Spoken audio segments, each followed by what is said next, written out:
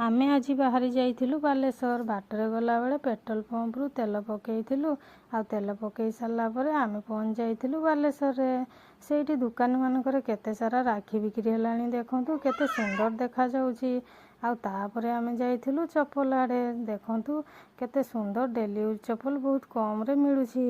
ଆମେ ତ ଚପଲ କିଣିବାରେ ଲାଗି ପଡ଼ିଲୁ। ସେ ପର୍ଯ୍ୟନ୍ତ ପ୍ଲିଜ୍ ମୋ ଚ୍ୟାନେଲଟିକୁ ଟିକେ ସବସ୍କ୍ରାଇବ୍ କରିଦିଅନ୍ତୁ।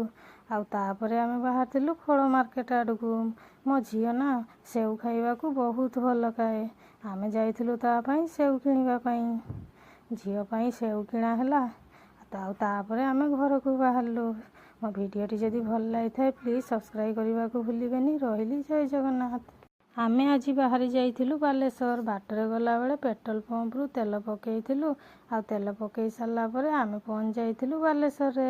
ସେଇଠି ଦୋକାନମାନଙ୍କରେ କେତେ ସାରା ରାକ୍ଷୀ ବିକ୍ରି ହେଲାଣି, ଦେଖନ୍ତୁ କେତେ ସୁନ୍ଦର ଦେଖାଯାଉଛି। ଆଉ ତାପରେ ଆମେ ଯାଇଥିଲୁ ଚପଲ ଆଡ଼େ। ଦେଖନ୍ତୁ କେତେ ସୁନ୍ଦର ଡେଲି ୟୁଜ୍ ଚପଲ ବହୁତ କମ୍ରେ ମିଳୁଛି।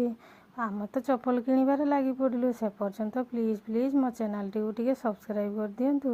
ଆଉ ତାପରେ ଆମେ ବାହାରିଥିଲୁ ଫଳ ମାର୍କେଟ ଆଡ଼କୁ। ମୋ ଝିଅ ନା ସେଉ ଖାଇବାକୁ ବହୁତ ଭଲ ପାଏ। ଆମେ ଯାଇଥିଲୁ ତା ପାଇଁ ସେଉ କିଣିବା ପାଇଁ। ଝିଅ ପାଇଁ ସେଉ କିଣା ହେଲା। ଆଉ ତାପରେ ଆମେ ଘରକୁ ବାହାରିଲୁ। ମୋ ଭିଡ଼ିଓଟି ଯଦି ଭଲ ଲାଗିଥାଏ ପ୍ଲିଜ୍ ସବସ୍କ୍ରାଇବ୍ କରିବାକୁ ଭୁଲିବେନି। ରହିଲି, ଜୟ ଜଗନ୍ନାଥ।